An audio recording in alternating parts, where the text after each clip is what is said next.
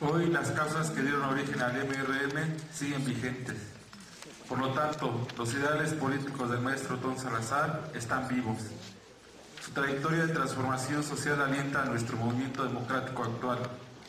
Y a pesar de las barreras de los charros del CENTE y del mismo Estado, hoy la lucha de hace 50 años que nuestro hermano Otón Salazar forjó, la retoma el comité actual de este periodo, porque es una necesidad del magisterio y del pueblo mexicano por democratizar la educación y el país. Enseguida tenemos la participación del maestro Gonzalo Martínez Villagrán, exsecretario general de la sección novena del CENTE, durante el periodo 95-98. Lo recibimos con un fuerte aplauso.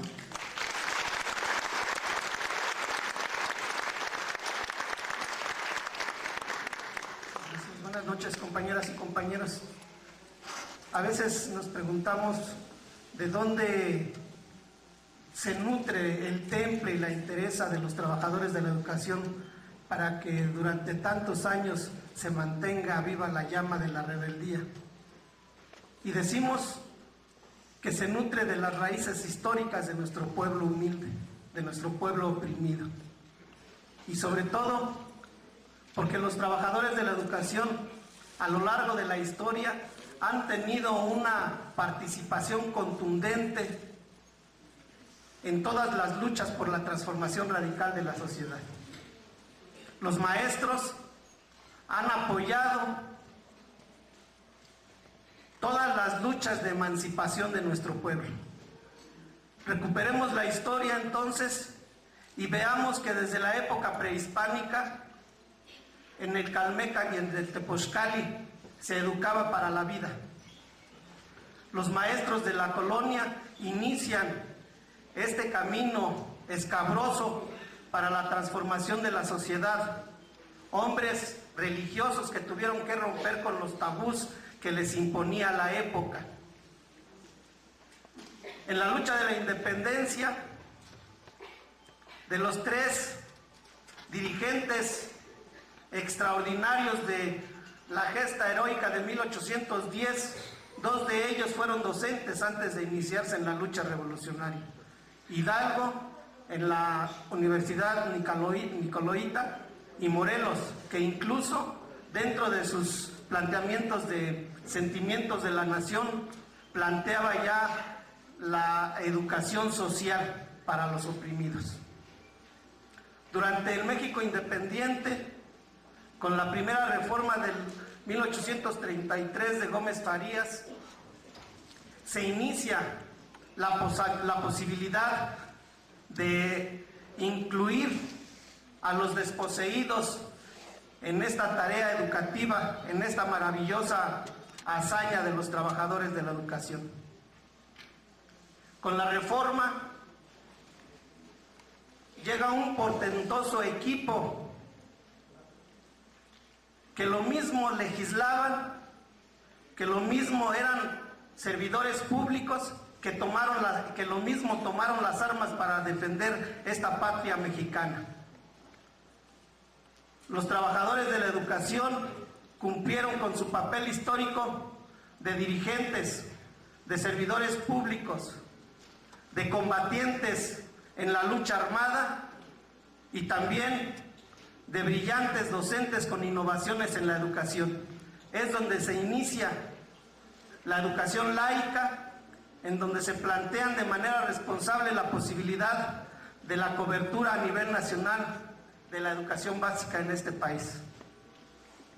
En la época porfirista, el positivismo es usado como una filosofía, como una situación educativa, pero principalmente como una arma en contra del pueblo. El grupo de los científicos en la época porfirista planteaba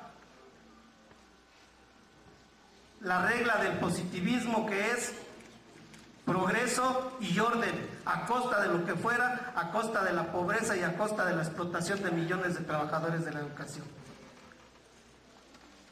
En la época contemporánea, con la revolución, miles de maestros cayeron en las batallas en contra de la dictadura, maestros, seres anónimos, que tuvieron muchos de ellos la capacidad de incorporarse a los trabajos ideológicos, en el caso de compañeros como Tilio Montaño, que incluyeron y que fue la fragua para la Constitución de 1917. Después de esta proclama de la Constitución, los trabajadores de la educación del Distrito Federal hicieron su primer movilización en 1919, que fue apagada por Venustiano Carranza. Ahí se iniciaba ya lo que hoy implementa el Baster Gordillo con la municipalización de la educación. Posteriormente los maestros se incorporan a las misiones culturales de Vasconcelos. En los 30s, con la educación socialista y la educación y las escuelas rurales, que fueron centros donde se aglutinaban la inconformidad y las inquietudes del pueblo mexicano en lo político, en lo social y en lo económico. En 1943 se escribe una página negra en la historia del sindicalismo en México, y en el último mes de ese año se funda el sindicato más grande en América Latina, que inicia su camino de represión en contra de las luchas de los trabajadores que con dignidad defendían los intereses de base. Ya lo comentaba el compañero ahorita, yo creo el maestro Iván va a fundar en el 58, desde el 56, Otón Salazar pone en jaque al gobierno de Ruiz Cortines y plantea la posibilidad de la libertad de la elección de sus dirigentes de manera democrática. Ya decía el compañero que es 9.728 votos contra 37, que es una muestra clara de la inconformidad de los trabajadores de la educación. Posteriormente viene una nueva etapa de gloria en la lucha de los trabajadores de la educación, con la apertura de la lucha armada en este país, encabezados por maestros también. El profesor Pablo Gómez y el maestro Arturo Gámez García en Chihuahua en el 65, Genaro Vázquez Rojas y Lucio Cabañas en el 67 en Guerrero. Cabe mencionar aquí también la importancia que dieron de la participación de los que dieron los trabajadores de la educación en los movimientos populares del 68 y 71. Muchos maestros desaparecidos, maestros que no se supieron en dónde quedaron sus restos y que aportaron su grano de arena para que este gremio aportara su grano de arena en la transformación radical de la sociedad. Decíamos esta relatoría porque pensaban que después de estas gestas heroicas de la movilización del 58 al 61 y de Arturo Gámez, Genaro y Lucio, la trayectoria de lucha de los trabajadores de la educación estaba sepultada. Pero del mismo seno humilde y digno nace la réplica, la Coordinadora Nacional de Trabajadores de la Educación en 1979, con varias fases que permite llegar a 1989 con la primavera del Magisterio Nacional, derrotando a uno de los cacicazgos más grandes del corporativismo en este país, de Carlos Jongitud Barrios. Muchas secciones democráticas, la 9, la 7, la 22, aportaciones importantes en Guerrero, Michoacán, Morelos, Zacatecas, la 10 y la 11, y los maestros demostraron que el temple de Otón, el temple de Lucio, de Genaro, de los maestros que cayeron por las balas asesinas de los charros, estaba presente. Posteriormente hubo una jornada nacional que es ejemplo de lucha colectiva. En el 96-97, por primera vez, se instala una comisión donde se rebasa totalmente al charrismo sindical. Los secretarios de Hacienda, de Secretaría de Educación Pública, de Gobernación, los gobernadores de Michoacán, de Oaxaca, de Guerrero, el regente de la ciudad, Villanueva, el director del ISSSTE, se sientan con la Coordinadora Nacional de Trabajadores de la Educación a discutir la problemática de ellos. Una jornada de lucha en donde las movilizaciones rebasaban los 300,000 trabajadores de la educación en el Distrito Federal. La colectividad, compañeras y compañeros, donde estaban representados todos los movimientos de diferentes secciones, independientemente del número y grado de movilización que se tenía. Pero valdría la pena, compañeras y compañeros, hacer una analogía sin que esta sea la razón o tenga razón, pero que finalmente nos ayuda a poner en su justa dimensión los aportes de ustedes como movimiento revolucionario del magisterio, como ustedes, compañeras y compañeros de la Coordinadora Nacional de Trabajadores de la Educación, compañeras y compañeros de esta gloriosa sección 9. Hay muchas similitudes en estas jornadas de lucha, sin caer en el esquematismo, pero para recuperar todos los aciertos y a qué nos enfrentábamos para traspasar esos errores. Es por eso que es necesario hacer algunas analogías. La primera es la política de los gobiernos en turno de tratar de corporativizar todo brote de inconformidad de los trabajadores y de los sindicatos. La segunda, la política económica que empobrece a millones de mexicanos. La tercera, la reducción en el financiamiento de la educación. Pero la más importante, o una de las más importantes, son las demandas de los trabajadores de la educación. Y veamos lo que decía el MRM, lo que decía la CENTE en el 89 y lo que acaba de decir Gerardo Peláez en el transcurso de la actualidad. La demanda principal, aumento salarial, y la segunda es democracia sindical. La pugnaban en todos los movimientos. La falta de seguridad en el empleo, las pensiones y jubilaciones dignas, atraso en los pagos de vengados, carencia de servicios asistenciales, reinstalación de compañeros, alto a la represión política y administrativa. La otra situación es que todos estos movimientos se enfrentaron cacicazgos de charros. En el caso de los compañeros del MRM, el cacicazgo de Sánchez Vite. En los 70s, de Robles Martínez. Después llegó Jonquitud y ahora es el Baester Gordillo. Pero también compartimos muchas formas de lucha. Paros parciales, paros indefinidos, marchas estatales y nacionales, toma de edificios públicos, y recordamos las históricas guardias en la Secretaría de Educación Pública, comparado con los grandes plantones de la Coordinadora Nacional de Trabajadores de la Educación. Y sobre todo, la gama de posibilidades de difusión que desplegaron estos grandes movimientos. El volanteo, el boteo, las pintas, las pegas, los periódicos murales, foros, asambleas, etcétera.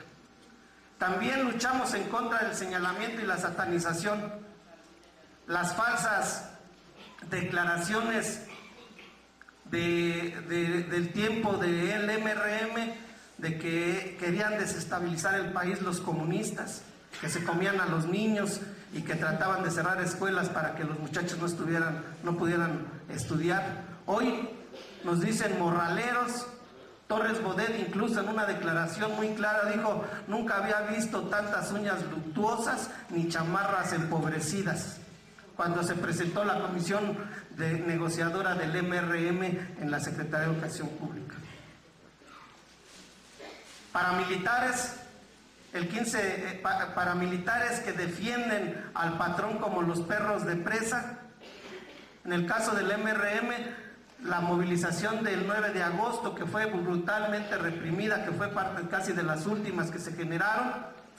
Y en el caso de hoy, la actual administración del Baester Gordillo golpea a los maestros en un evento que no tenía ningún tipo de relevancia y que tuvieron grupos paramilitares en la calle, porque ni siquiera fue adentro del recinto, donde agredieron a los maestros de la sección 9 democrática. El ejemplo de Otón se suma al ejemplo de Misael Núñez Acosta, de Pedro Palma, de Saturnina Ramírez, de compañeros como Jesús Ortega, militante del MRM, el compañero Antonio Alonso, el compañero Antonio Salazar y otros compañeros que militaron también en esta gloriosa sección 9. Compañeras y compañeros, esta cuestión de las analogías nos sirven para rescatar qué es lo que podemos hacer de manera conjunta, cuál es la herencia que nos brindaron los compañeros del 58, del 89 y cuál es lo que tenemos que hacer ahora como trabajadores de la educación. Obviamente con la participación y la experiencia de ustedes, porque están jubilados del trabajo, muchos de ustedes, pero no de la vida, compañeros. Me honro, compañeras y compañeros, en leer estas palabras en honor del compañero Otón Salazar. Con la honrosa presencia de todos ustedes, miembros del Movimiento Democrático Magisterial, venimos a este edificio histórico de luchas inmemorables a rendir homenaje al camarada Otón Salazar Ramírez, porque es un hombre que vive en la conciencia y corazón del pueblo y está fuertemente vinculado a la vida y conciencia del movimiento magisterial y del pueblo en general. Nos reunimos para decirle a nuestro compañero Otón que estamos orgullosos de su presencia ejemplar y escuchamos su voz diciendo: el pueblo unido jamás será vencido. Esto naturalmente fue su compromiso, que hoy adquiere permanencia en la historia, porque los hombres como él proyectan su obra a todos los tiempos y a todos los espacios. Otón es indudablemente el símbolo de la idiosincrasia de nuestra organización. Su voluntad inquebrantable y su firme decisión en la defensa de los intereses del pueblo era un muro impenetrable ante las debilidades y las traiciones. Por eso encontramos en el fundador del MRM la monolítica concentración de la voluntad del pueblo oprimido, que no se doblega jamás en la lucha por la transformación radical de la sociedad. Encarna la intransigencia de nuestros principios de justicia, libertad y democracia, la insobornable fidelidad a nuestro principio de luchar por el socialismo. Nos alienta y estimula la convicción de que nos acompaña su ejemplo en esta etapa de lucha contra la ultraderecha, donde se criminaliza la protesta popular y se polariza la lucha de clases en nuestro país, obligando al movimiento democrático a buscar formas de organización cualitativamente superiores que permita enfrentar con mejores perspectivas las políticas neoliberales, solucionar las demandas del pueblo, elevar su conciencia de clase en el proceso de construcción de la sociedad socialista como única opción histórica para la vida política y económica del país. En este sentido, reconocemos en la CENTE la conjunción de esfuerzos que hoy están enfrentando a la reacción fascista representada por el PRI y por el PAN. Condenamos la violación sistemática de los derechos humanos y las libertades fundamentales en contra del magisterio democrático, que se ha traducido en ejecuciones extrajudiciales, desapariciones forzadas y transitorias de líderes sociales, torturas, detenciones ilegales, retenciones arbitrarias, fabricación de delitos, intimidaciones, persecuciones y un clima de crispación social. Exigimos el reconocimiento del Comité Ejecutivo Democrático de la Sección Novena, abrogación de la criminal ley del ISSSTE, cancelación de la Alianza por la Calidad de la Educación y la salida de Baester Gordillo del CENTE. Compañeras y compañeros, hoy rendimos un homenaje a Otón Salazar aquí porque este edificio y nuestra lucha simbolizan nuestros triunfos y nuestros sacrificios, nuestro esfuerzo y nuestra esperanza, pero a la vez representa también nuestro compromiso y responsabilidad porque la lucha por el socialismo se consolide. No es tiempo de glorificar a los caídos en la lucha con palabras, es tiempo de engrandecerlos con trabajo, con decisión, sin dogmatismo, con espíritu creativo, con fidelidad en los principios y con la moral revolucionaria que en todos sus actos demostró el compañero Otón Salazar. Los que lo cesaron y encarcelaron y los que lo combatieron no merecen palabras de nuestra parte, solo recordarles: se puede engañar a todo el pueblo un tiempo, engañar todo el tiempo a una parte del pueblo, pero jamás se engañará todo el tiempo a todo el pueblo. Por la libertad, como lo hacen los hombres y las mujeres de honor, comprometámonos que nada ni nadie nos dividirá. que nadie ni nadie detendrá la lucha por el socialismo y por el reconocimiento del Comité Ejecutivo Seccional, y que todos preferimos 1000 veces caer muertos antes que rendirnos al enemigo, o antes que la lucha por la dignificación del magisterio y por la patria socialista se detenga. Hasta la victoria siempre, línea honesta y combativa, esa es la alternativa. Hasta la victoria siempre.